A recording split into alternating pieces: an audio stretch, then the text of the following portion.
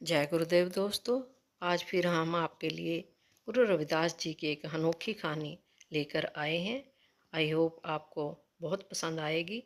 प्राचीन काल में गुरु रविदास जी ऐसे महान संत थे जिन्होंने अपने विचारों और वाणी से समाज की जड़ सोच को बदल कर रख दिया। वे सिखाते थे कि ईश्वर के सामने सभी मनुष्य समान है, ना कोई ऊंच ना कोई नीच। उनके अनुसार सच्ची भक्ति बाहरी आडंबरों में नहीं बल्कि निर्मल मन में और सच्चे कर्मों में होती है।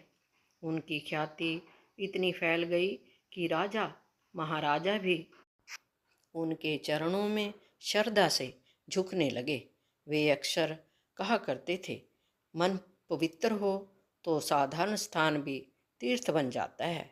इसी समय मुल्तान की महारानी भानुमति भी उनकी भक्त बन गई। गुरु जी की कृपा से उनके जीवन की सारी उलझनें समाप्त हो गई और वह ईश्वर भक्ति में लीन रहने लगी।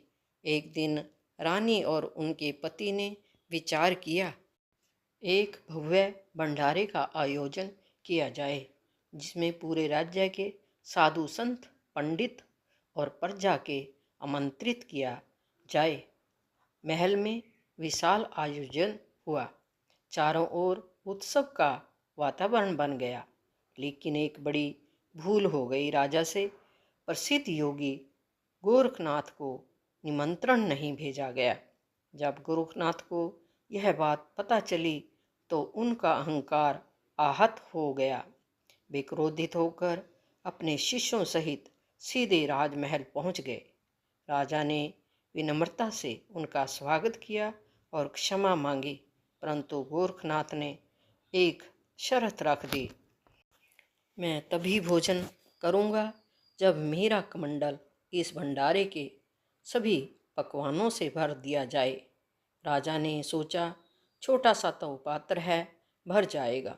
लेकिन जैसे ही उसमें भोजन डाला जाने लगा, वह भरने के बजाय सब कुछ समाप्त होता चला गया। दाल चावल खीर सब कुछ उसमें डाल दिए गया, पर कमंडल खाली का खाली रहा। राजा चिंतित हो उठा।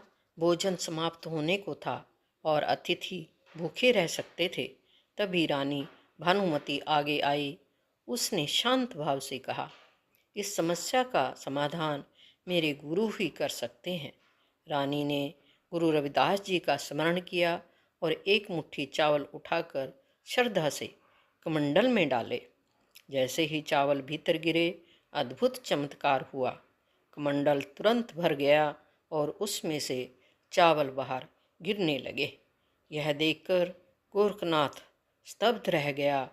उनका अहंकार उसी क्षण टूट गया। उन्होंने समझ लिया कि यह कोई साधारण शक्ति नहीं बल्कि सच्ची भक्ति और समर्पण का प्रभाव है। बाद में ये स्वयं काशी पहुँचे और गुरु रविदास जी के चरणों में गिर पड़े। उन्होंने क्षमा मांगी और सच्चे ज्ञान की याचना की।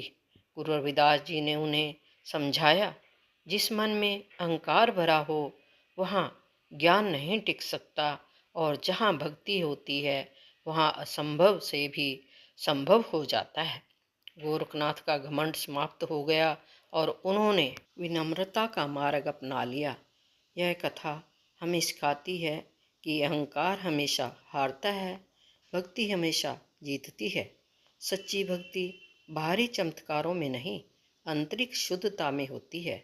गुरु पर विश्वास असंभव को भी संभव बना देता है। मन की पवित्रता ही सबसे बड़ा तीर्थ है।